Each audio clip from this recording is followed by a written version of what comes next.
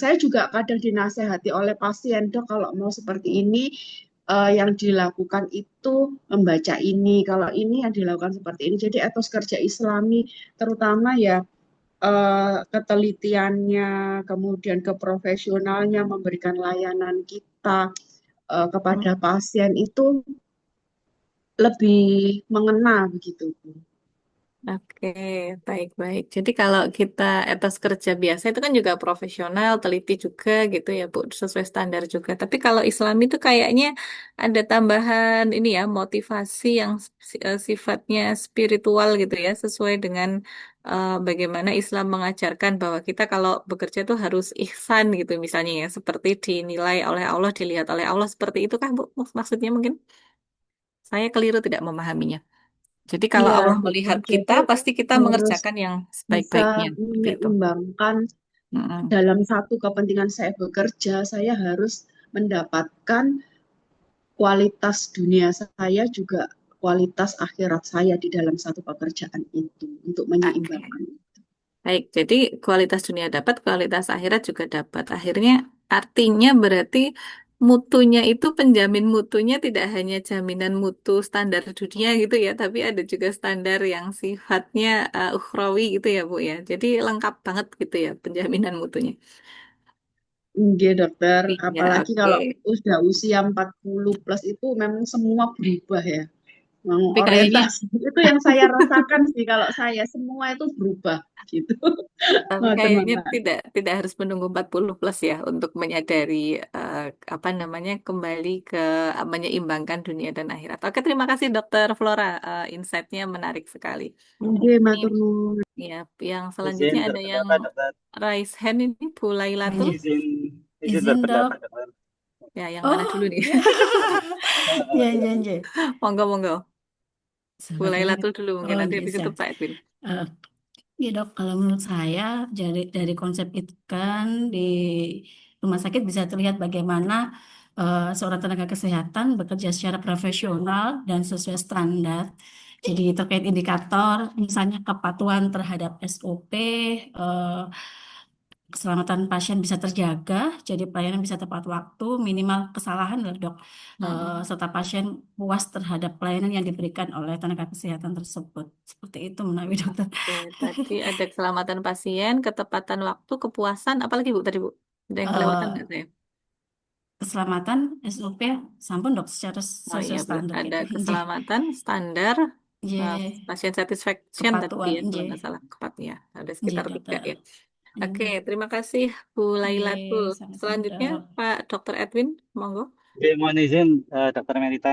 Saya menambahkan mungkin dari Bu Prima juga ya. Salah satunya sebetulnya kalau saya menangkapnya kan konsep itkon itu kembali ke terkait dengan Hmm. profesionalismenya di baik itu di layanan maupun dengan personal yang ada di rumah sakit, dok. Jadi kalau misalkan kita bicara profesional, pemberi utama layanan di rumah sakit kan sebetulnya sebagian besar dokter spesialis di dok ya. Nah, mungkin Betul. indikator-indikator yang terkait bisa jadi kalau dari 13 nasional indikator Kementerian Kesehatan itu salah satunya mungkin dengan ketepatan waktu visita dokter, dok, atau ketepatan kedatangan dokter itu kan hal yang simpel sebetulnya, tetapi Betul.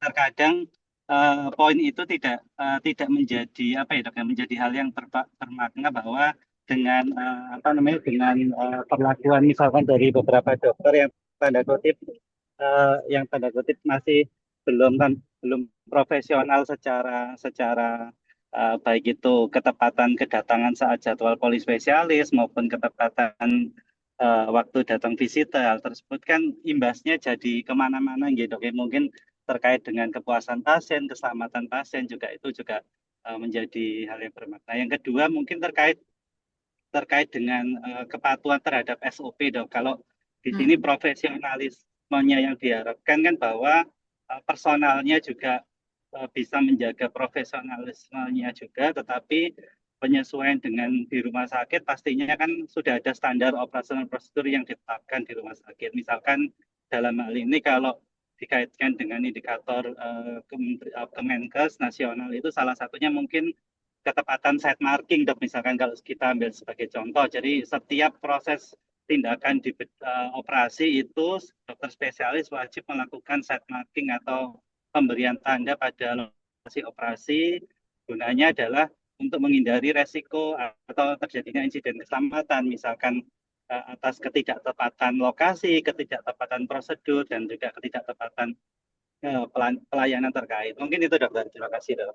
Oke, terima kasih Dokter Edwin. Ya, ini menguatkan yang disampaikan Bu Lailatul Karimah tadi ya. Terus saya jadi tergelitik soal dokter spesialis ya, karena memang soal ketepatan jadwal visita itu kan kompleks sekali sebenarnya. Sebenarnya di balik itu ya simpel tapi kompleks juga gitu. Nggak simpel-simpel amat kan ya sebenarnya.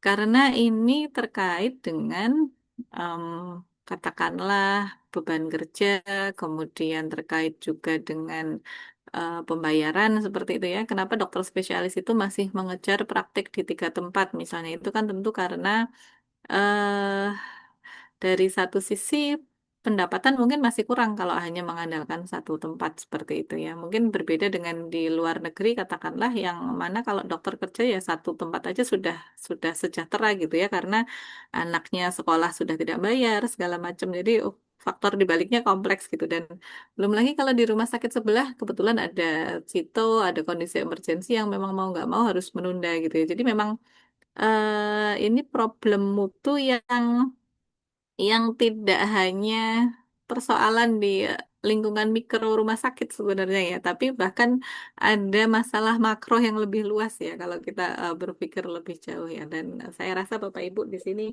eh, apa namanya? Gimana Pak Edin? Ya, ya betul dok. Jadi karena kalau sebetulnya kalau di rumah sakit swasta kan sebagian besar dokternya adalah Dokter dokter mitra tamu ya. dok, Hmm. dokter mitra betul. Sehingga kalau kita tidak bisa memberikan klausul yang ketat mungkin dok untuk beberapa dokter spesialis karena tadi salah satunya kalau alasan terlambatnya salah satunya misalkan terkait dengan adanya situ di tempat lain, nah itu kan kita tidak bisa menghalangi juga ya dok ya. Tapi akhirnya jadi Betul. terimbas di tempat kami juga Betul, itu dok betul. salah satunya. Memang jadinya akhirnya rumah sakit swasta juga akhirnya kemudian harus mulai memikirkan pengembangan SDM yang Baik apa dok ya. namanya ya, di dalam rumah sakit kan ya Bapak Ibu ya. Sejauh saya mengamati Rumah sakit Muhammadiyah Aisyah kan juga tidak semuanya sudah punya dokter organik yang tetap ya. Banyak yang masih struggling dengan dokter mitra seperti ini. Dan secara bertahap peta pengembangan SDM itu mulai harus dilakukan juga sehingga kedepannya tidak bergantung pada dokter mitra saja. Tapi saya yakin Bapak Ibu yang sudah merasakan pengelolaan manajemen SDM ya berat juga gitu, tidak bukan sesuatu yang mudah juga. Oke, terima kasih Dokter Edwin. Kita lanjut ke yang berikutnya ya. Tadi jawaban dari Bapak Ibu semuanya menggambarkan bahwa ternyata dimensi mutu, kemudian definisi mutu itu luas juga sebenarnya ya. Tidak hanya mutu itu ya tidak cukup pasien satisfaction saja. Ternyata ada pasien safety juga dan lain sebagainya. Tadi sudah ada gambaran yang cukup lengkap dari Bapak Ibu semuanya dan ini kayaknya kuliahnya udah selesai nih jadinya nih. Karena sudah sangat dipahami gitu ya. Oke, ini mengkristalkan saja dari yang Bapak Ibu sampaikan ya. Kalau kan itu tadi profesionalisme atau excellence in quality, maka konsep mutu ini tidak hanya perkara pemenuhan requirement secara teknis, tapi juga ada nilai profesional ya tadi yang seperti Bapak Ibu sampaikan. Dan karena kita berlandaskan nilai Islam, ada tambahan aspek spiritual gitu ya dalam pelayanan kesehatan. Spiritual itu maksudnya bukan hanya secara normatif yang dilakukan sebagai ritual ibadah dimulai dengan membaca basmalah dan diakhiri dengan hamdalah misalnya ya, tapi ada ihsan di sana ya. Ihsan itu kan kita merasa kita melihat Allah atau kita dilihat Allah gitu ya. Jadi kalau kita diawasi oleh yang menciptakan kita, tentu kita kan harus memberikan yang terbaik. Nah, ini tentu value yang perlu kita jaga nih nanti sebagai lulusan Mars Unsura nantinya ya Bapak Ibu ya. Baik. Nah, kita coba masuk ke urgensi manajemen mutu. Ini juga Bapak Ibu, saya yakin sudah hafal di luar kepala ini. Nah, supaya tidak gitu-gitu aja, mari kita cek dengan topik yang terakhir viral ya, kasusnya Vidi Aldiano ya Bapak Ibu. Monggo bisa dibaca apa namanya? Ada utas di sebelah kiri, silahkan dibaca Bapak Ibu. Ada Vidi Aldiano sama Chelsea Olivia ya. Jadi dokter sempat tidak mendiagnosis ya kansernya gitu ya. Kemudian Chelsea juga sempat eh, telat, eh, bukan telat ya, tidak terdiagnosis juga ya problem tidak menstruasinya, apa namanya, problem menstruasinya sampai 2 bulan yang nonstop tidak berhenti. Nah, sampai komentarnya macam-macam nih, yang dokternya sibuk bully membuli gitu ya, dokter spesialis PPDS mungkin maksudnya ya. Nah, terus rumah sakit di Penang itu Bapak ada yang cerita kalau di Indonesia disuruh diamputasi dengan biaya yang mahal gitu ya, padahal setelah nyampe Penang ternyata nggak harus diamputasi gitu. Oke, kalau menurut Bapak Ibu nih, masalah apa sih yang sebenarnya terjadi dengan yang ada di TRIT ini ya? Kira-kira masalah apa nih? Dan Sistem, Bapak, dokter. kenapa? Ketidakpercayaan Sistem. masyarakat Indonesia, dokter, Satu, terhadap tidak pelayanan kesehatan percaya. di Indonesia. Oke, tidak percaya itu kayaknya outputnya ya Bu. Sebelum menjadi output tidak percaya, masalahnya apa nih kira-kira nih? Komunikasi, Dok. Oke, komunikasi. Kemudian, kenapa komunikasi Pak Hilmi? Boleh dijelaskan sedikit singkat aja. Eh, Terkadang ya dengan banyaknya pasien itu waktu untuk komunikasi ke pasien itu kurang, sehingga informasi yang didapatkan oleh pasien maupun keluarganya itu tidak lengkap. Oke, tidak lengkap ya. Jadi misalnya ini masih proses pencarian diagnosis misalnya ya, kemudian tahu-tahu pasien memutuskan "Ah, ini salah, ini harus segera second opinion gitu ya. Padahal memang mungkin perjalanan penyakitnya di awal mungkin gejalanya masih atipikal atau tidak khas seperti itu ya, sehingga mungkin diagnosisnya bisa tidak langsung tertegakkan secara cepat gitu ya. Tadi Bu Lailatul Karimah kayaknya ada Jadi, yang mau disampaikan. menurut saya jadi dokter masalah sebenarnya nggih terkait bukan hanya kesalahan diagnosis tapi pada sistem pelayanan yang belum optimal kemungkinan terkait proses diagnosa yang kurang komprehensif terus ada Mm-mm. keterbatasan dari fasilitas penunjang serta kemungkinan komunikasi yang disampaikan oleh dokter Helimi tadi antara dokter dan pasien yang kurang jelas sehingga mungkin terkait ya beban kerja dari seorang nakes yang banyak dan sistem mutu yang belum jalan secara konsisten sehingga ada yang perlu diperbaiki bukan hanya dari individu dokter tetapi juga seluruh sistem mutu dan keselamatan yang ada di rumah sakit tersebut, dokter.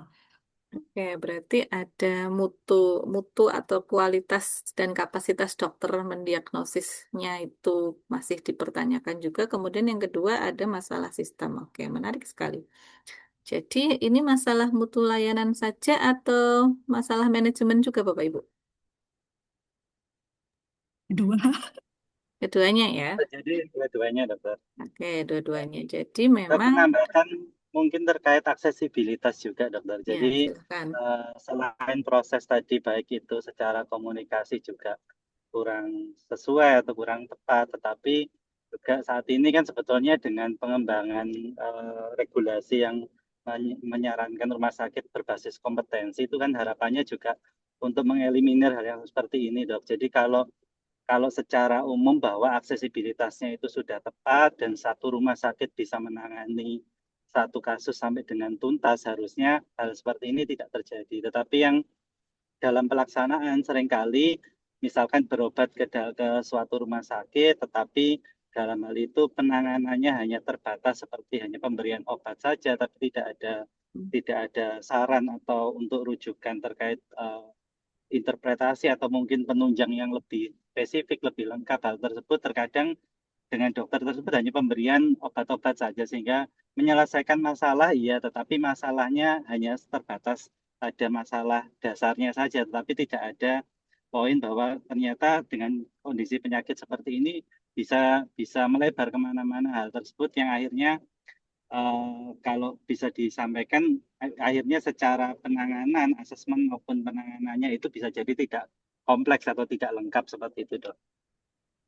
Oke, terima kasih Pak Edwin ya tadi ya. Ya, bagus sekali tadi tambahan apa namanya insight-nya ya. Masalah Halo dok, akses.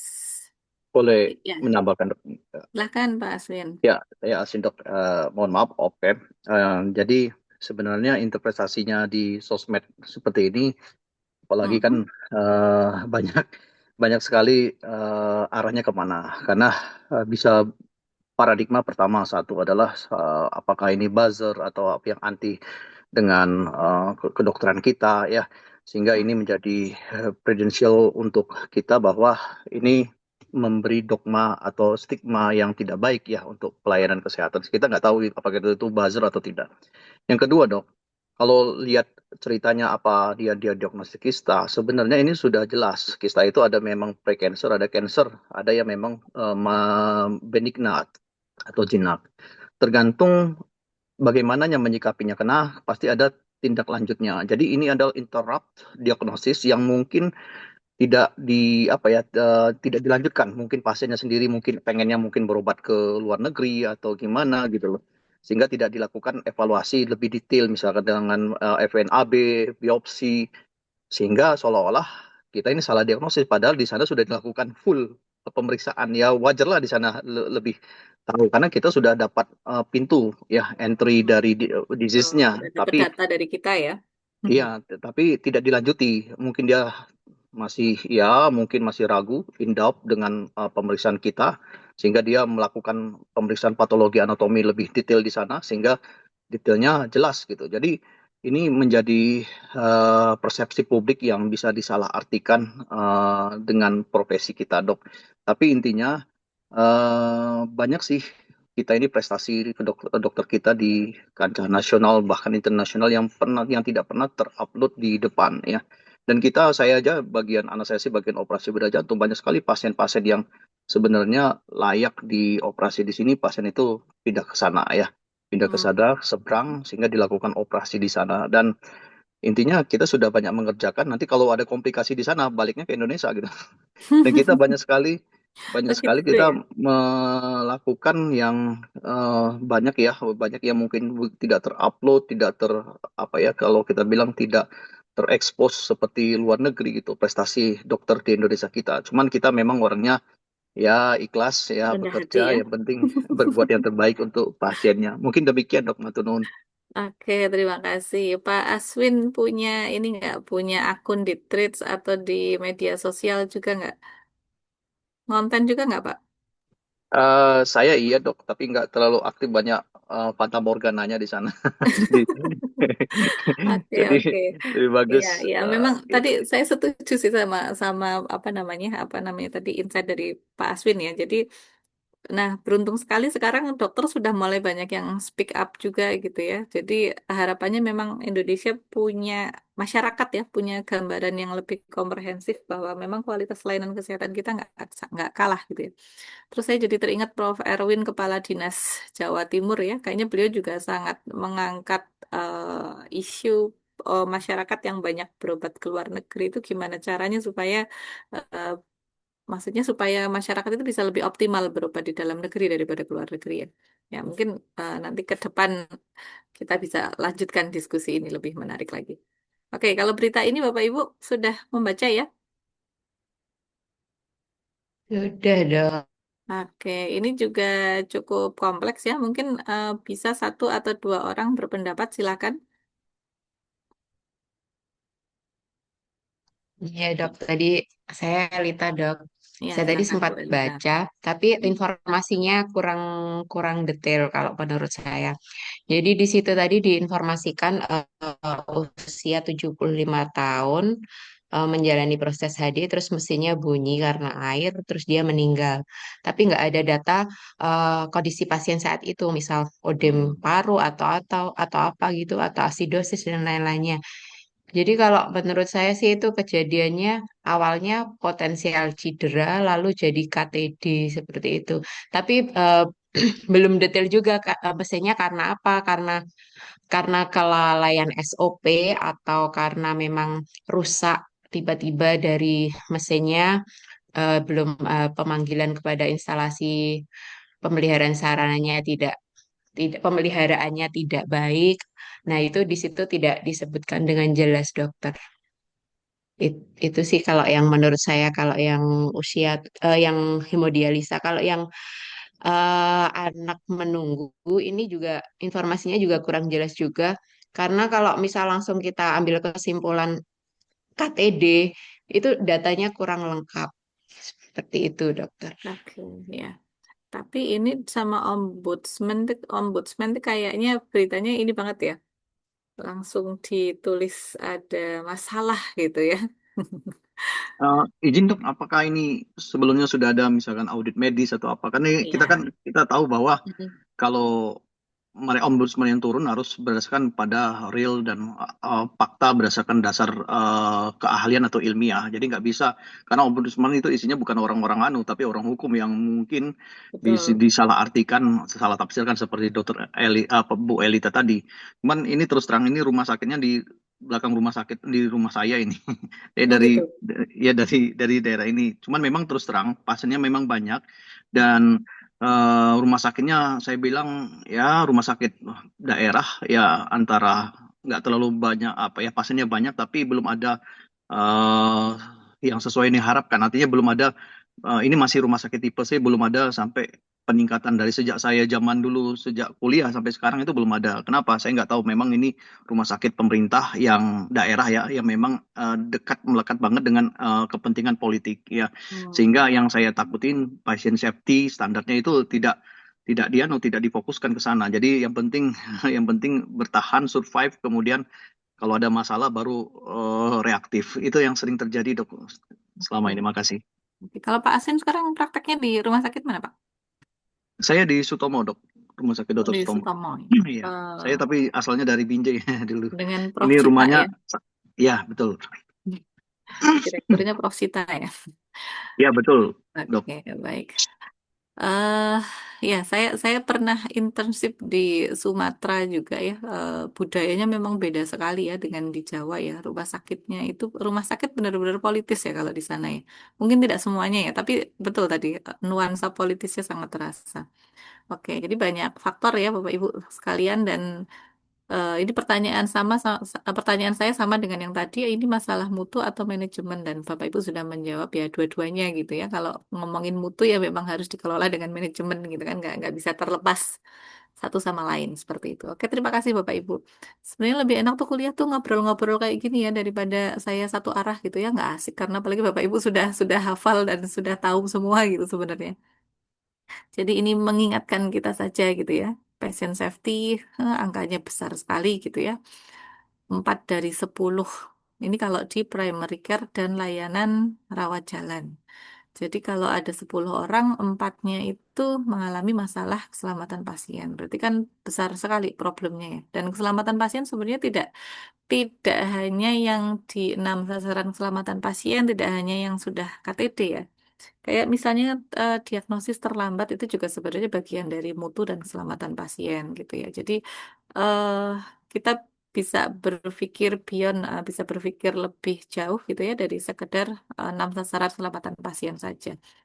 Dan itu semua adalah bagian dari mutu. Nah, belum lagi kalau kita lihat data global ya. Data global ini 1 dari 300 kalau di rumah sakit ya. Kalau tadi kenapa primary care lebih banyak gitu ya? Karena kalau kita lihat primary care itu penelitiannya lebih sedikit gitu ya kalau terkait dengan keselamatan pasien. Kemudian yang kedua, akreditasinya juga bisa dibilang tertinggal gitu ya dibandingkan dengan rumah sakit yang sudah diakreditasi secara bertahun-tahun, sudah sudah puluhan tahun lebih dulu gitu ya dibandingkan dengan primary care yang ada di Indonesia. Nah, ini yang di hospital yang sebelah kanan, yang kiri adalah primary care. Ini datanya mungkin beda karena dirilis oleh lembaga yang berbeda ya. Yang kiri AHRQ, kalau tadi pasien safety yang 4 dari 10 pasien ini dari WHO. Tapi intinya memang angkanya ya tidak sedikit ya, baik yang apa namanya diagnostik error itu 1 dari 20 pasien gitu ya. Kemudian eh masalah adverse drug event 1 dari 9 pasien di emergency department. Padahal di emergency department ini em, kita menangani pasien gawat darurat yang butuh kecepatan dan ketepatan yang sangat tinggi, sehingga memang risiko keselamatan pasiennya di sana menjadi lebih tinggi dibandingkan dengan mungkin bangsal yang pressure-nya tidak terlalu berat. Nah, demikian juga kalau yang sebelah kanan, Bapak Ibu bisa lihat ya, medical errors itu kalau di Amerika yang sudah dihitung gitu ya, Amerika, kalau Indonesia mungkin susah ngitungnya. 19 billion a year. Nah, dolar ya, tapi bukan rupiah loh ya. Jadi kalau dirupiahkan tentu besar banget gitu ya. Dan diestimasikan secara global ada triliunan dolar ya biaya tambahan karena masalah medical error ini. Ini bisa biaya ini timbul dari penambahan rawat inap, kemudian biaya litigasi atau masalah hukum ya, kemudian infeksi, disability, loss productivity, dan medical expenses. Ya, dampaknya luar biasa gitu ya. Selain yang jangka pendek mungkin terkait dengan reputasi hospital, tapi kalau diakumulasi secara nasional atau global ini menjadi tambahan biaya kesehatan dan baik yang langsung maupun tidak langsung, biaya kesehatan yang langsung dan tidak langsung itu tadi termasuk loss of productivity dan lain sebagainya yang tentunya kalau kita lihat dari kacamata makro public health seperti itu tentu mempengaruhi apa namanya usia-usia produktif yang seharusnya bisa berkarya untuk bangsa seperti itu ya, tapi mereka harus kehilangan produktivitas. Dan diagram ini Bapak Ibu, saya rasa sudah sangat hafal ya, meskipun lagi puasa, ngelihat keju, semoga tidak jadi lapar gitu. Kalau kita melihat adverse event gitu, kita sudah melakukan berbagai upaya pencegahan, tapi ternyata kadang-kadang tetap aja masih bolong gitu ya, dan ini yang membuat kita harus tetap untuk melakukan penjaminan mutu dan Bapak Ibu yang selama ini dikerjakan mengerjakan secara teliti ketika berpraktek di sebagai dokter, sebagai tenaga kesehatan maupun Bapak Ibu yang mengelola di manajemen gitu ya, yang di mana Bapak Ibu melihat dan membentengi dari sejak kebijakan, prosedur, kemudian aspek profesionalisme termasuk di sini adalah tim training individu, aspek individu ya, perilaku dan lain sebagainya, kemudian lingkungan dan juga peralatan, termasuk teknologi yang harapannya mempermudah, tapi kadangkala ada yang sifatnya clumsy gitu ya, atau mempersulit ya, mempersulit, membuat tambah ribet atau sering error seperti itu. Dan ini saya rasa di era yang teknologinya sangat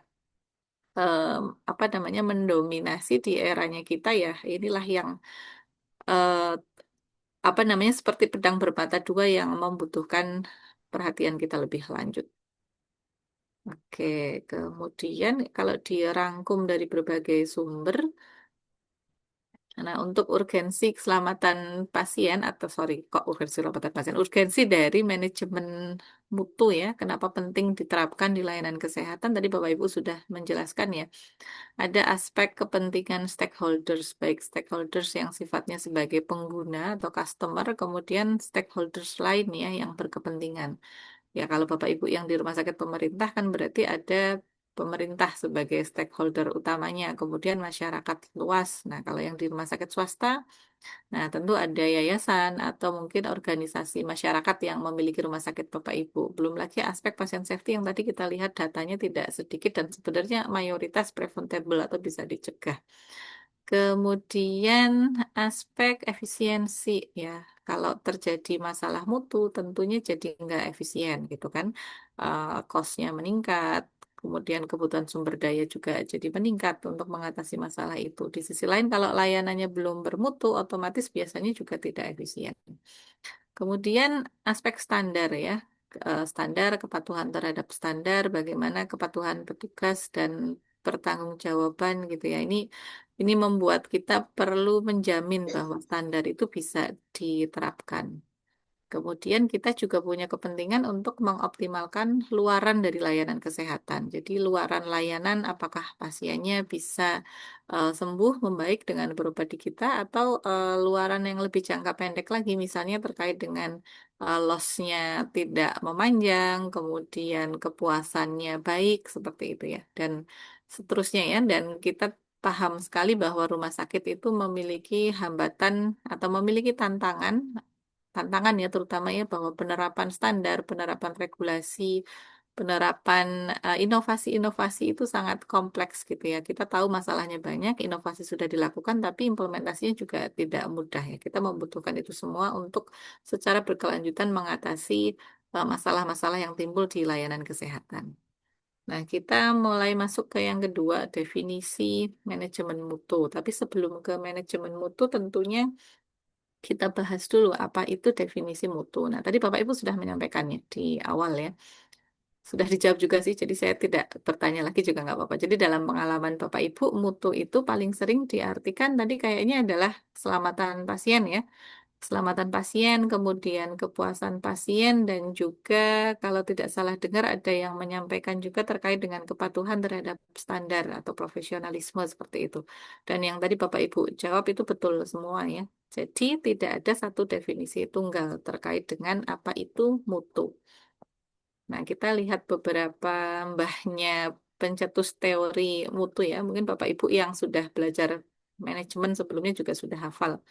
Dari Crosby misalnya quality itu adalah pemenuhan terhadap persyaratan atau standar yang ada gitu ya. Kalau kita tidak menerapkan atau tidak menjamin kualitas, maka ya kita keluar dari bisnis ini gitu. Jadi ngapain kita sudah kalah dalam berbisnis ya istilahnya ketika kita tidak mematuhi standar, tidak menjamin kualitas tadi. Nah, jadi kepatuhan dengan SOP ya ini adalah salah satu definisi yang bisa kita ambil dari Crosby. Nah, kemudian Juran.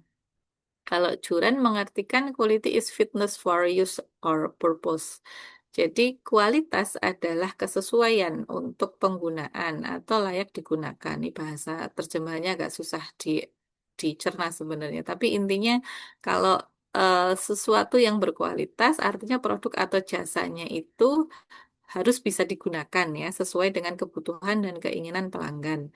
Kayak misalnya kita kalau belanja atau beli produk-produk Cina zaman dulu itu kan murah gitu ya, tapi mungkin satu kali dua pakai rusak ya gitu ya. Ya kira-kira begitulah bisa dipakai sih, tapi ya harapannya kan awet, terus kemudian bisa dipakai dengan apa namanya? Kalau ibu-ibu yang pakai wajan teflon gitu ya, pinginnya itu pakai di sutil yang stainless pun sebenarnya pinginnya nggak tergores gitu ya. Tapi kok tergores gitu. Nah, ini tentunya tujuan penggunaannya tidak tercapai seperti itu. Nah, jadi dikatakan berkualitas tadi adalah kalau jasa, layanan jasa yang Bapak Ibu berikan di rumah sakit sesuai dengan kebutuhan dan keinginan pelanggan. Kebutuhan mereka tentu adalah mengatasi masalah kesehatannya dan keinginan pelanggan tentu biasanya adalah sembuh, terkontrol atau ini ya, kualitas kehidupannya membaik. Dan kalau Juran yang Bapak Ibu ingat mungkin dia terkenal dengan trilogi untuk quality management ya, bahwa kualitas itu perlu direncanakan, kemudian perlu ditingkatkan dan dikendalikan ya dengan melakukan monitoring evaluasi, dengan melakukan audit seperti itu dan siklus ini terus berjalan. Kemudian yang Bapak Ibu sangat hafal karena di rumah sakit itu pasti menerapkan PDCA ya. PDCA beda sedikit ya dengan PDSA ya. Yang PDSA tidak saya bahas hari ini. Kalau PDCA, Bapak Ibu kenal dengan Deming ya, bahwa kualitas itu diartikan sebagai predictable degree of uniformity and dependability ya at low cost is sweet to the market. Jadi mutu itu tingkat keseragaman dan ketergantungan yang bisa diprediksi dengan biaya rendah dan nilai kecocokan pasar. Affordable di level pasar dan eh keseragaman sama ketergantungan itu bisa diprediksi gitu ya. Misalnya Dokter Aswin bius pasien gitu ya, prediksinya nanti pasiennya tadi ya misalnya jadi ditidurkan tidak merasakan nyeri, kemudian nanti dikelola nyerinya pasca operasi menjadi tidak merasakan nyeri yang berarti seperti itu dengan standar obat, standar intervensi, kemudian standar-standar tata laksana yang lain bisa kebayang pasien akan mengalami outcome seperti apa gitu ya. Meskipun tentunya kalau pasien lebih kompleks ya karena ada berbagai faktor termasuk faktor demografi pasien, multimorbiditas, dan lain sebagainya. Tapi intinya pelayanan ini dikatakan berkualitas kalau kita bisa memprediksikan dari awal seberapa tercapai luaran yang kita harapkan tadi. Kemudian harganya cocok, biayanya rendah ya. Jadi kalau mahal banget ya belum tentu bisa dikatakan berkualitas intinya. Belum tentu bisa ya, bukan berarti tidak bisa. Jadi ini ada aspek-aspek nilai persepsi dan nilai individu ya, di mana level penerimaan kualitas masyarakat dari level misalnya menengah ke atas, menengah ke bawah itu tentu berbeda ya. Bagaimana mereka menilai aspek efisiensi, biaya, dan nilai kecocokan pasar ya tentu. Dan Bapak Ibu sudah sangat memahami ini bahwa Kalau masyarakat menengah ke atas dikasih harga murah, mereka malah jadi skeptis gitu ya. Ini berkualitas kok, semurah ini seperti itu ya. Tapi beda lagi ketika kita bicara untuk masyarakat menengah ke bawah yang mungkin membayar BPJS saja pun susah gitu ya bagi yang tidak menerima PBI. Dan kalau Bapak Ibu lihat Deming Cycle atau siklus PDCA, di sini Bapak Ibu juga melihat ya bahwa standar itu bukan sesuatu yang kaku. Bukan sesuatu yang kaku atau harganya mati. Jadi dia bisa terus ditingkatkan gitu ya untuk mencapai kesempurnaan ya meskipun kesempurnaan hanya milik Allah ya. Tapi intinya ketika kita ngomongin kualitas artinya kita tidak berhenti gitu ya. Ketika standar sudah tercapai sudah itu tidak, tapi justru ditingkatkan secara bertahap. Atau kalau standar ini sudah baik semua, maka kita cari standar lain yang bisa bisa membantu peningkatan kualitas layanan kita dari perspektif atau dari angle yang lain gitu ya. Jadi menyempurnakan layanan yang kita berikan dari berbagai sudut pandang seperti itu. Kemudian Deming juga punya 14 prinsip ya. Dan kalau dari 14 prinsip ini memang aspek-aspek apa namanya target kuantitatif yang terlalu kaku di sini diminta untuk dihilangkan ya. Tapi eh, mungkin ada yang relevan dan tidak relevan kalau kita kerjakan di layanan kesehatan. Namun secara umum di sini yang kita maksud dengan kualitas memang perlu di-create atau perlu dirancang sejak organisasi ini didirikan. Jadi tujuan ya, aims and purpose, tujuan, goal, value-nya itu perlu direncanakan sejak awal. Kemudian kita juga harus mempelajari filosofi-filosofi tentang mutu yang baru ya, karena mutu itu terus berkembang tentunya ya dengan berbagai situasi lingkungan, dengan perkembangan teknologi dan seterusnya. Dan yang terakhir ya, bahkan Deming yang sudah puluhan tahun yang lalu mencanangkan mutu, dia sudah menggunakan istilah-istilah yang baru kita gunakan sekarang ya, transformasi gitu ya, transformasi kesehatan. Perlu adanya upaya yang sifatnya action untuk mencapai transformasi. Jadi tidak hanya sekedar angan-angan, mutu itu harus dicapai. Termasuk yang sangat penting dari Deming itu adalah edukasi self improvement untuk semuanya. Jadi tidak yang ditingkatkan itu tidak hanya produknya tapi juga siapa yang akan membuat produk itu. Nah, kalau di layanan kita jelas ya, apalagi kita layanannya jasa, maka education, self improvement, nah pemberdayaan staff itu menjadi sesuatu yang sifatnya sangat wajib ketika kita ingin mencapai suatu mutu yang ingin kita harapkan. Kemudian kalau vegan bone ya, quality is what the customer says it is. Jadi kualitas itu adalah yang pasien bilang gitu ya kalau di rumah sakit. Artinya secara sederhana kualitas itu adalah customer satisfaction. Kalau pasien puas artinya layanannya berkualitas gitu ya. Tapi antara kepuasan dokter, pasien dan nakes bisa jadi sangat berbeda ya. Saya pernah melakukan sebuah penelitian di puskesmas. Saya tanya gitu ya ke dokter, kemudian eh, dari konfirmasi dengan pasien juga menarik ya. Kalau menurut pasien, apa sih yang dikatakan berkualitas? Berkualitas itu kalau layanannya cepat gitu ya, tidak kelamaan gitu kan. Sementara kalau dokter dan nakes tidak seperti itu memandangnya. Mereka memandang kalau saya bisa melakukan penanganan pasien sesuai standar, sesuai prosedur yang seharusnya itu baru berkualitas. Jadi perkara cepat atau nggak cepat itu belakangan seperti itu.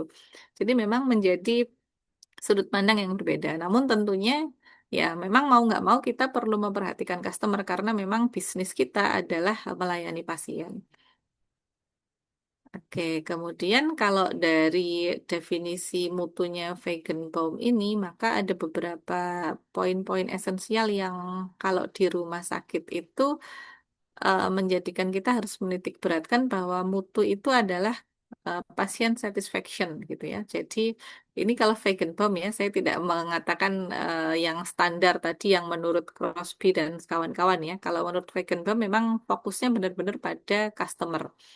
Jadi kualitas itu harus didefinisikan sebagai kepuasan pasien. Kalau pasien tidak puas, pasien banyak komplain dan seterusnya itu berarti belum bermutu.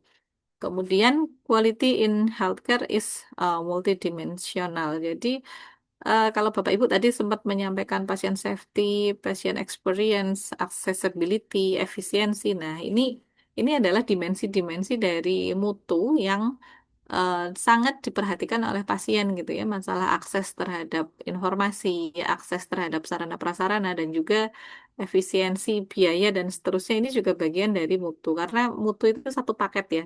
Kadang-kadang masyarakat itu ngomong bermutu ya karena harganya sesuai gitu kan. Baik itu sesuai karena murah atau memang sesuai dengan kualitasnya seperti itu.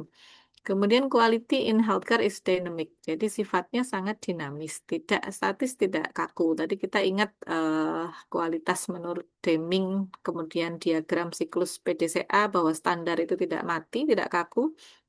Maka memang begitulah mutu itu harus terus ditingkatkan.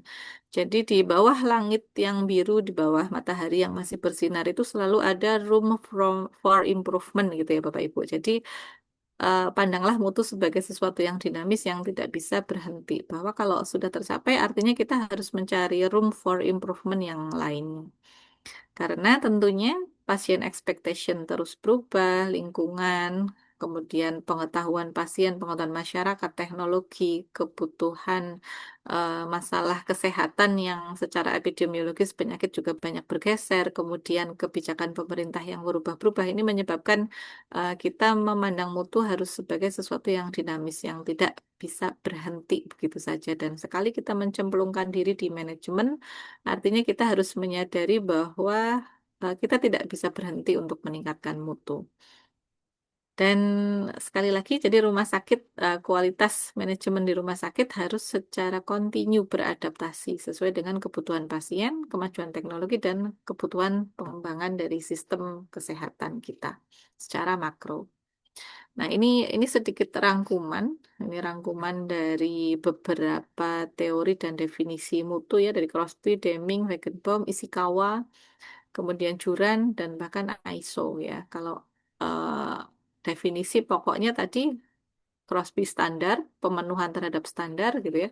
Kalau Deming tadi mutu itu kita melihat pada aspek suatu apa namanya? Suatu produk gitu ya bisa diprediksi kualitasnya ya dengan berbagai tadi proses yang membentuknya. Kemudian kalau vegan bomb mutu adalah kualitas yang diutarakan oleh pasien atau customer.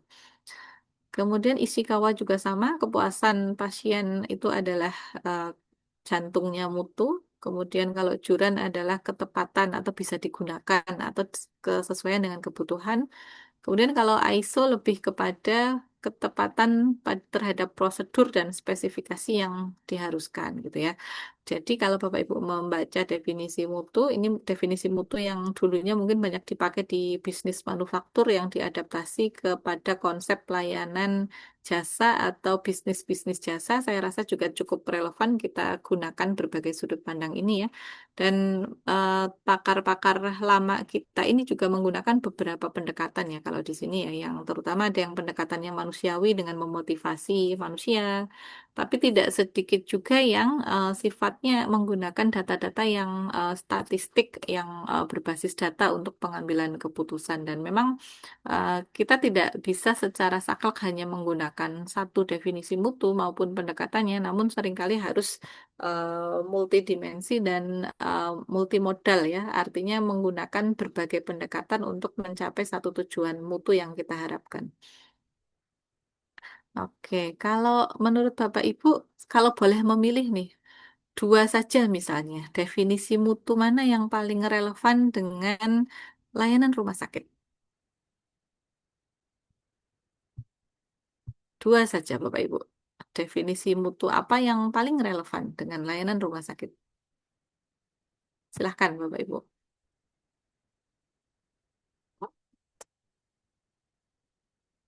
Monggo berpendapat.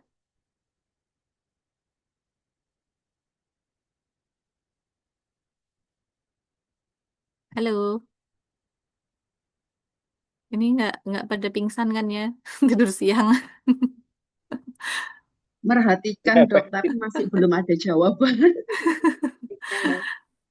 Kan definisinya tadi banyak nih. Saya minta pilih 2 aja yang paling relevan dengan kehidupan Bapak Ibu ya.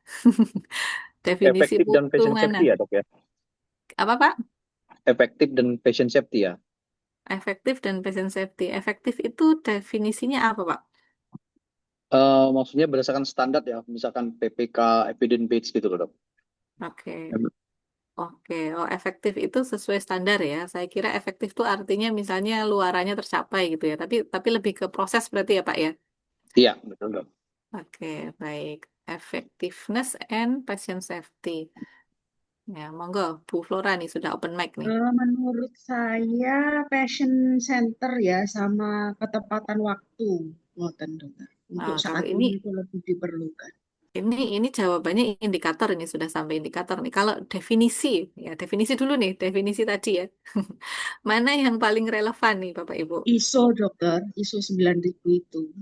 Oh definisinya ISO ya. Jadi ketepatan terhadap standar ya Bu ya. Iya, iya dokter. Dan itu mungkin karena memang sangat banyak digunakan dan juga kan ISO ini dari cara membacanya itu juga lebih mudah, ngoten. Oke, baik.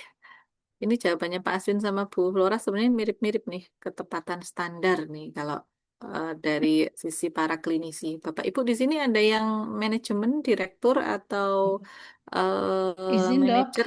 Ya, silahkan. Dok, Barangkali punya sudut eh, pandang berbeda. ya, menurut saya ya dok, terkait definisi mutu yang ini relevan adalah berorientasi kepada keselamatan pasien dok, Hmm. dan kepuasan pasien dan efektivitas di pelayanannya juga. Artinya pelayanan kesehatan tidak hanya sesuai standar klinis, tapi juga aman, tepat, dan memberikan manfaat kepada pasien. Gitu dokter. Ini memang kalau sudah biasa di rumah sakit, pokoknya semuanya masuk gitu, nggak bisa ditinggalkan. Jadi bukan hanya Oke. melakukan terkait tindakan medis saja dok, tapi memastikan bahwa pasien tersebut berkualitas, aman, ya, berpusat kepada pasien terkait keselamatan pasien. Oke, thank you Bu Lailatul. Izin berpendapat Dokter Merita. Dok. Silakan. Bu Dok, Zoan dulu kalau nih kayaknya tadi yang open mic. Bentar ya Pak Edwin ya, gantian. Yes, yes, yes. Gini, Dok. Mungkin kalau saya, karena saya di puskesmas ya dok, Hmm. itu lebih pada yang isi kawa dok. Jadi kepuasan pasien. Kadang, tapi juga yang what the customer says it is ini juga berpengaruh dok. Kalau di puskesmas. Jadi meskipun apapun yang dikatakan customer, kadang itu mempengaruhi banyak banyak customer yang lain dok. Kayak gitu. Hmm. Jadi akibatnya di Google Review dan sebagainya seperti Iya. itu. Kayaknya puskesmas ini lagi pada punya PR sama Google Review deh. Banyak. Bentar ya Bu ya. Karena teman-teman saya yang di puskesmas dan lain-lain itu selalu, aduh kita nggak bisa kayak waktu Dokter Tirta ditanya, kenapa kok Dokter Tirta kalau ngasih edukasi ngegas gitu ya. Nah, kalau Dokter Tirta bilang justru kalau saya ngegas itu orang lebih dengerin saya gitu ya. Terus dokter-dokter puskesmas tuh banyak yang komen, wah puskesmasku Google Review-nya langsung jomplang nanti gitu ya. Iya Bu ya, kayaknya jadi isu penting sekali ya untuk Google Review ya. Dan saya punya Masuk teman juga. penilaian dokter, Nah, masuk Dan penilaian akreditasi akreditasi. nanti. Google kalau Review. diakreditasi kan bukan nilai Google Review-nya yang penting, tapi Oke. feedback terhadap Google Review-nya kan. Jadi Tapi terkait apakah jika tidak ada 4,5 enggak dilakukan ini dokter penilaian nanti tidak ada survei. seingat Jika kurang saya, dari 4,5 harus oh 4,7 ada yang minimal. baru ya? Iya Ada dok. yang baru standarnya ya. Kalau yang Betul. Ada tahun beberapa yang sebelumnya memang itu kan ini dok, harus yang dicek dulu itu adalah Google Review seperti penilaian zona integritas gitu, seperti itu. Ombudsman itu juga yang dicek pertama kali adalah Google Review dok. oke, baik, baik. Oke, terima kasih insight-nya. Tahun awal-awal akreditasi puskesmas itu kan Google Review itu yang dinilai di akreditasi itu proses feedbacknya ya sudah ditindaklanjuti apa belum, sudah dikomunikasikan apa belum tindak lanjutnya. Sekarang ternyata luaran itu juga menjadi penting ya. Jadi akreditasinya sekarang sudah berbasis luaran nih kayak kayak universitas ya. Luaran universitas itu kan kalau misalnya lulus tidak tepat waktu ya proses di dalamnya nilainya jadi jelek semua misalnya. Jadi kayaknya Vaskes bergeser ke luaran untuk akreditasi. Padahal sebenarnya kalau saya untuk Vaskes lebih setuju kalau kita pakai pendekatan proses karena beda ya antara universitas dengan Vaskes ya. Vaskes itu kan luaran itu sangat kompleks ya, dipengaruhi oleh banyak faktor ya. Meskipun tidak tidak semuanya. Kalau kalau universitas kita bisa menggunakan indikator berbasis luaran karena memang secara apa namanya secara produk kemudian proses itu tidak seberbahaya kalau kita melakukan layanan jasa yang ada di rumah sakit atau vaskes gitu ya. Oke, terima kasih Bu Zoan dan Bu Lailatul. Saya jadi harus belajar lagi nih akreditasi Hmm, puskesmas nih. Kayaknya ada yang ya. ketinggalan saya. Monggo Pak Edwin.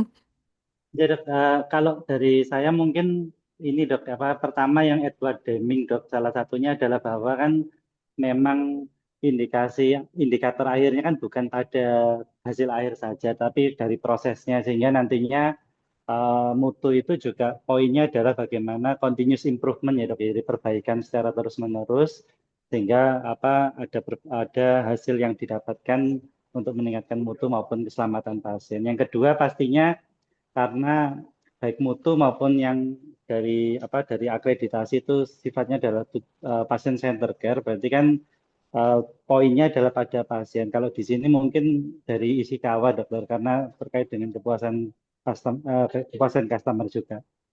Itu dok mungkin dari saya. Terima kasih dok. Terima kasih Bapak Ibu semuanya. Ini kayaknya kalau dari yang bersuara hari ini nih, dua besar berarti adalah proses atau berarti requirement terhadap standar proses protokol gitu ya. Dan pasien. Kayaknya nih, kalau saya bisa menyimpulkan pendapat Bapak Ibu, oke ya.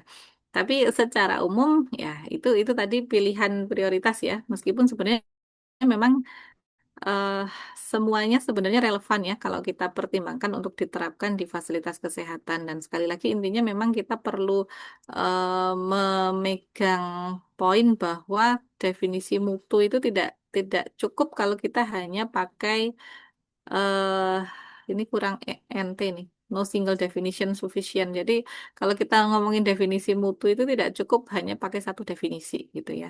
Kita butuh beberapa definisi. Makanya tadi Bapak Ibu milih satu nggak bisa. Pasti milihnya kalau nggak dua, tiga, atau bahkan mungkin kalau bisa semuanya dipakai gitu ya.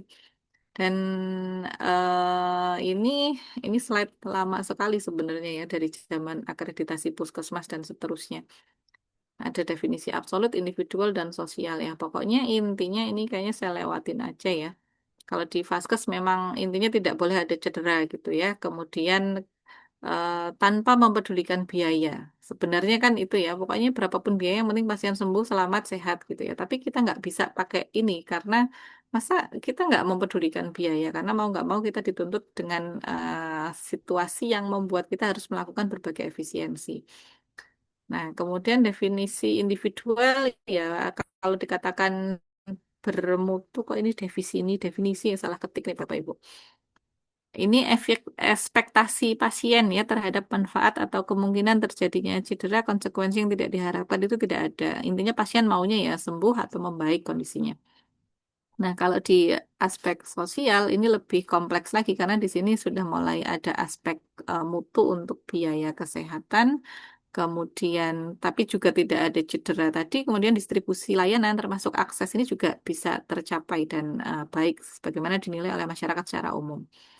Nah, mungkin kalau kita di layanan kesehatan secara normatif kita punya Undang-Undang Nomor 30 Tahun 2022 tentang INM ya. Dan undang-undang ini saya cek tidak termasuk yang dihapus setelah adanya Omnibus Law-nya kesehatan atau Undang-Undang Kesehatan ya. Jadi masih bisa kita gunakan definisinya. Kalau menurut Permenkes, namanya mutu adalah tingkat layanan kesehatan untuk individu dan masyarakat yang dapat meningkatkan luaran kesehatan yang optimal. Optimal ya, tidak maksimal ya. Optimal itu artinya ya kalau penyakit kronis ya terkontrol gitu ya. Kalau penyakit akut ya bisa sembuh seperti itu. Atau luaran lain yang sifatnya lebih jangka pendek. Misalnya tadi loss gitu ya, length of stay, kemudian penggunaan sumber daya yang tidak inefisien atau artinya penggunaan sumber daya yang efisien tapi juga efektif. Kemudian mutu juga berarti penggunaan atau pemberian layanan yang sesuai dengan standar ya. Standar kita banyak ya. Kalau rumah sakit ada clinical pathway, PPK, PNPK, belum lagi standar-standar lain yang ada di internal maupun yang ditetapkan BPJS dan juga Kementerian Kesehatan kita ya. Dan ini semua dibingkai dengan perkembangan ilmu pengetahuan yang terkini dan ditujukan untuk memenuhi hak dan kewajiban pasien. Jadi ini cukup komprehensif ya definisi mutu kalau dari Permenkes. Wah, ini waktu saya tinggal sedikit lagi nih Bapak Ibu. Nah, ini kalau definisi manajemen kan manajemen mutu ya. Kalau manajemen sudah jelas lah ya, pokoknya manajemen itu bahasa pendeknya adalah pengelolaan gitu kan. Nah, kalau kita ngomongin pengelolaan ya prosesnya kan pasti ada POAC ya setidaknya ya, planning, organizing, directing, controlling resources gitu ya, untuk mencapai tujuan organisasi secara efisien dan efektif. Nah, jadi yang Bapak Ibu selama ini saya yakin sudah sangat hafal ya, namanya manajemen itu artinya adalah proses untuk merencanakan, mengorganisasikan, mengarahkan dan mengendalikan untuk mencapai tujuan secara efisien dan efektif. Secara umum definisinya itu. Nah, berarti manajemen mutu artinya adalah bagaimana kita merencanakan mutu, mengorganisasikan mutu, dan seterusnya ya, sama ya. Dan ini semua melibatkan proses koordinasi untuk berbagai sumber daya yang ada, termasuk aktivitas-aktivitas untuk memastikan bahwa tujuan kita tercapai. Nah, ini singkatannya macam-macam ya. Kalau mungkin kita selama ini apalnya POAC atau POACE gitu ya, tapi di beberapa sumber itu banyak ya, sampai PODCCE dan sebagainya. Tapi intinya sama sih. Termasuk yang cukup lengkap ini ada planning, organizing, staffing, directing, coordinating, reporting, and budgeting. Budgeting itu dipisah gitu ya. Padahal mungkin kalau di definisi yang lain, budgeting ini mungkin masuk di area planning seperti itu. Termasuk sampai ada evaluation dan lain sebagainya yang mungkin kalau di definisi yang lain masuk di area controlling. Tapi kurang lebih sama sebenarnya ya. Ini adalah aktivitas-aktivitas konsep dari aktivitas kunci konsep utama dari manajemen. Nah, kemudian kalau di Vaskes selain planning, organizing dan seterusnya, kita juga mengingat ada eh, pendekatan yang sifatnya people centric, kemudian aspek budaya, risk management dan seterusnya ya. Dan ini semua adalah bagian dari manajemen yang kita kerjakan. Kemudian karakteristik manajemen ini nggak perlu saya bahas detail, tapi intinya di sini yang paling menarik itu yang bagian bawah ungu ya, paling kiri, intangible force. Jadi dalam manajemen itu kadang kita bekerja dalam senyap gitu ya. Dalam senyap itu kadang-kadang maksudnya tidak terlihat gitu ya, tidak terlihat, tapi di situ apa yang kita kelola, apa yang kita lakukan berdampak pada proses, berdampak pada input, berdampak pada proses, dan juga berdampak pada luaran untuk memastikan tujuan tercapai. Pekerjaan-pekerjaan manajemen seringkali nggak terlihat gitu ya. Misalnya kita melakukan analisis data gitu, itu kan nggak sepenuhnya terlihat. Melakukan koordinasi by WA itu kan nggak terlihat, tapi itu adalah bagian dari pekerjaan manajemen. Dan ya, makanya apa namanya, seringkali kadang-kadang orang tuh bilang pimpinan itu cuma nyuruh-nyuruh doang gitu ya, padahal mereka tidak melihat ada pekerjaan yang tak terlihat, termasuk berpikir, membangun visi yang strategis itu kadang-kadang tidak semuanya langsung terlihat dalam sebuah bentuk rapat gitu ya, karena kadang-kadang pemimpin manajer itu membutuhkan kontemplasi yang nggak terlihat itu tadi, dan itu adalah bagian dari manajemen yang nggak bisa kita lepaskan. Nah, kalau quality management tadi sudah kita bahas sebelumnya ya, tujuannya kan mencapai tujuan organisasi ya, untuk mencapai high quality products and services. Kalau kita akan mencapai layanan jasa yang berkualitas sesuai dengan ekspektasi pasien, dan ini semua melibatkan atau mengintegrasikan berbagai aspek dari sistem kita. Sistem itu berarti adalah organisasi itu tidak dipandang secara terpisah, namun semuanya dipandang saling terkait gitu ya, dari input, proses, output maupun outcome semuanya saling terkait. Jadi kita ingin mencapai output, maka kita pastikan input dan proses yang dikerjakan maka harus sesuai. Nanti kayaknya terkait IPO nanti ada sendiri perkuliahannya ya Bapak Ibu ya, input proses outcome, tapi di slide saya juga ada, nanti Bapak Ibu bisa pelajari secara mandiri. Kemudian eh komponen dari manajemen mutu yang utama ada 3 ya, terutama ya kalau dari berbagai sumber ya Bapak Ibu. Dari quality management system, jadi kualitas manajemen mutu itu harus dipandang sebagai suatu sistem atau sebagai kerangka dan standar yang memastikan secara konsisten semua aturan, semua standar itu dipatuhi. Jadi semuanya harus by system ketika kita mengatakan quality management. By system itu maksudnya bukan by system software atau dengan sistem informasi ya, tapi sistem secara keseluruhan, secara utuh seperti itu. Kemudian total quality management ini nanti ada kuliahnya juga kalau nggak salah oleh Prof. Pipit, nanti beliau yang akan menjelaskan lebih lanjut ya. Kemudian continuous quality improvement. Jadi tadi namanya manajemen mutu artinya mengelola sesuatu yang harus terus meningkat atau harus terus berkembang, tidak bisa berhenti pada satu capaian tertentu saja. Nah, ini beberapa pendekatan lain ya. Quality Management System yang sering digunakan biasanya adalah ISO. Nah, kalau di Vaskes mungkin ada yang lebih spesifik ya, ada beberapa yang terkait atau relate gitu ya. Kalau yang di rumah sakit sendiri, tapi mungkin terkait alat kesehatan dan seterusnya juga ada yang terkait yang lain. Sehingga mungkin pendekatan ISO-nya juga tidak cukup hanya menggunakan satu jenis ISO. Kemudian pendekatan manajemen yang bisa digunakan nanti Bapak Ibu kayaknya dapat materi juga tentang Lean Management, kemudian Six Sigma seperti itu ya. Nah, ini nanti termasuk cara-cara mengelola mutu ya, cara-cara pengelolaan mutu dengan berbagai pendekatan ya. Ada pendekatan Lean misalnya, pendekatan 3M tadi dan seterusnya. Atau Bapak Ibu tentunya bisa menggabungkan dari berbagai metode peningkatan mutu.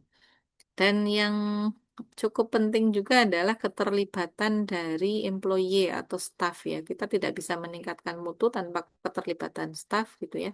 Dan ini semua harus dipandang secara holistik untuk mencapai peningkatan mutu berkelanjutan dan pasien satisfaction. Oke, kemudian ini strategi yang cukup terkenal juga, CQI, Continuous Quality Improvement, ya mirip-mirip sama Deming, PDCA, PDSA, ini juga Bapak Ibu melihat ada siklus ya. Jadi kita mendefinisikan atau merencanakan mutunya dulu, menerapkan upaya-upaya mutu, melakukan review atau analisis terhadap capaian-capaian mutu kita, kemudian kita lakukan peningkatan dan ini dilakukan secara terus-menerus dengan juga memperhatikan stakeholder feedback dari stakeholder baik itu stakeholder internal maupun eksternal. Kalau ini yang digambar regulator, employer dan seterusnya fakulti ini untuk universitas ya Bapak Ibu ya. Kalau rumah sakit ya tinggal disesuaikan. Berarti kan stakeholder eksternalnya ada regulators, kemudian pemberi kerja, kemudian pemerintah mungkin, kemudian yang internal stakeholder berarti ada karyawan dan seterusnya. Nah, kalau kunci-kunci strategi untuk peningkatan quality management, saya rasa Bapak Ibu juga sudah sangat paham ya bahwa layanan kesehatan kita ini sebenarnya pondasinya kan terdiri dari beberapa aspek. Dari aspek yang utama adalah human capital, yaitu healthcare workers, dan mereka bisa memberikan layanan yang berkualitas kalau mereka termotivasi dan didukung untuk memberikan layanan yang berkualitas. Didukung artinya mereka didukung untuk punya perilaku, didukung untuk punya keterampilan dan pengetahuan. Kemudian layanannya aksesibel, penggunaan obat, sistem informasi teknologi, dan mekanisme pembiayaan yang meng-encourage quality of care, termasuk insentif yang bisa meningkatkan quality of care gitu ya Bapak Ibu. Jadi pendekatan manajemen yang berbasis insentif. Nah, kalau ini saya lewatin aja ya, ini karena waktu kita sudah mau habis, nanti bisa Bapak Ibu baca sendiri. Nah, model-model peningkatan mutu ada beberapa ya. Biasanya kita menggunakan lebih dari satu ya seringkali ya. Misalnya kalau kita menerapkan model for improvement yang umum itu kan kita menciptakan strategi, menciptakan tujuan dulu, kemudian menciptakan indikator-indikator yang bisa mengukur mutu yang ingin kita capai. Kemudian kita melakukan perubahan atau melakukan perbaikan seperti itu. Tapi di sisi lain kalau kita menggunakan pendekatan lain, misalnya getting to outcomes ya, maka kita perlu juga melakukan pendekatan evaluatif yang memberdayakan gitu ya. Jadi kalau kita mengevaluasi staf, mengevaluasi karyawan, evaluasi ini tidak menjatuhkan, tapi sifatnya memberdayakan, membuat mereka jadi punya kapasitas yang lebih tinggi atau memberikan insight kepada mereka tentang bagaimana caranya meningkatkan kualitas diri mereka dan layanan yang diberikan. Kemudian systematic implementation. Jadi kalau kita melakukan perubahan sifatnya harus sistemik ya, tidak sporadis, tidak reaktif seperti itu. Jadi setidaknya harus terencana dengan baik ya, meskipun mungkin ada uji coba di lingkungan kecil terlebih dahulu, baru kemudian dikembangkan di lingkungan yang lebih besar. Kemudian pendekatan Lean Six Sigma ini banyak mulai digunakan di fasilitas kesehatan untuk meningkatkan efisiensi, terutama mengurangi waste gitu ya, pemborosan waktu, pemborosan sumber daya, dan seterusnya. Dan juga mengurangi variasi yang tidak perlu dan mengurangi beban kerja yang tidak seimbang dan tidak diperlukan. Nah, jadi strategi ada banyak ya Bapak Ibu untuk meningkatkan mutu. Di antaranya adalah strategi yang sifatnya organisasional, dimulai dari strategic planning yang jelas. Nanti mudah-mudahan ada ya kuliahnya tentang strategic planning, tentang manajemen strategik seperti itu, dari bagaimana menjadikan quality dan safety itu secara terintegrasi menjadi tujuan dan top priorities dari sebuah hospital gitu ya. Jadi strategic planningnya tidak hanya mengatakan soal revenue, tidak hanya membicarakan soal margin dan seterusnya, tapi quality dan safety ini menjadi bagian terintegrasi dari visi, dari tujuan rumah sakit yang ingin dicapai, gitu ya.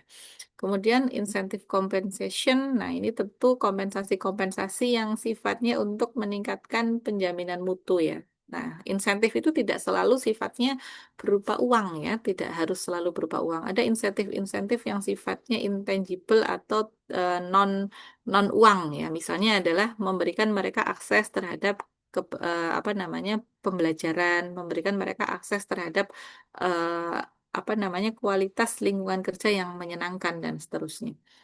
Dan kemudian strategi lainnya adalah dengan financial goals ya. Jadi eh, pendekatan yang sifatnya menggunakan pendekatan budget untuk mencapai tujuan organisasi. Nah, ini strategi yang lain. Kalau tadi strategi organisasi, ini strategi continuous improvement dan evaluasi ya. Intinya suatu peningkatan mutu itu akan berjalan kalau kita juga melakukan evaluasi. Segala sesuatu itu bisa dievaluasi kalau kita punya standar dan ukuran. Kemudian yang tidak boleh kita lupa juga adalah pelibatan pasien dan staf ya. Kalau staf itu cukup jelas kita tingkatkan kapasitasnya. Nah, kalau pasien ada beberapa stage untuk meningkatkan keterlibatan mereka. Oke, Bapak Ibu. Kemudian terakhir adalah pendekatan teknologi dari berbagai aspek ya, dari telehealth, electronic health records, kemudian remote patient monitoring, dan pendekatan teknologi lain yang mungkin saat ini masih dalam proses pengembangan ya, termasuk AI. Sepertinya ada yang bocor, Bapak Ibu,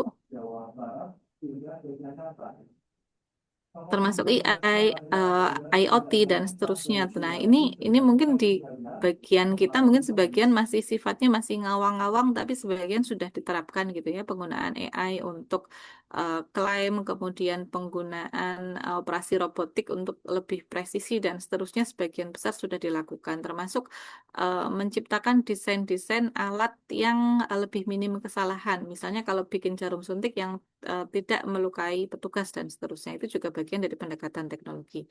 Nah, integrasi teknologi juga termasuk upaya untuk mencapai mutu, termasuk misalnya meminimalisasi kesalahan persepan dan lain sebagainya dengan sedemikian rupa memperbaiki atau meningkatkan sistem rekam medis atau persepan elektronik yang Bapak Ibu gunakan. Dan ini contoh ya dashboard untuk peningkatan mutu di suatu layanan kesehatan. Nanti Bapak Ibu bisa baca lebih lanjut. Kemudian dan seterusnya upaya peningkatan mutu, penataan organisasi, pemantapan jejaring, standarisasi, pengembangan SDM, quality assurance, dan seterusnya sudah kita bahas semua sebenarnya tadi. Nah, dimensi mutu juga Bapak Ibu tadi sudah menyampaikan ada safety, timeliness, effectiveness, patient-centered care, efisiensi, dan equity. Ini kayaknya udah hafal semua deh. Nanti bisa dibaca sendiri lebih lanjut ya Bapak Ibu. Kalau tadi dari standar WHO, ini standarnya IOM, ini juga sama sebenarnya ya kalau kita lihat dimensi-dimensinya. Jadi tidak hanya efektif dan timely dan equitable, tapi efisien juga merupakan bagian dari mutu. Kemudian Donabedian. Nah, Donabedian ini membagi mutu itu secara sistemik atau secara sistematis dari struktur atau input, proses, kemudian result yang di mana di situ adalah output. Nah, kemudian bisa kita bagi lagi juga output itu tidak selesai di output, tapi ada output, ada target, ada impact ya. Nanti Bapak Ibu bisa baca lebih lanjut ya ketika membicarakan indikator mutu.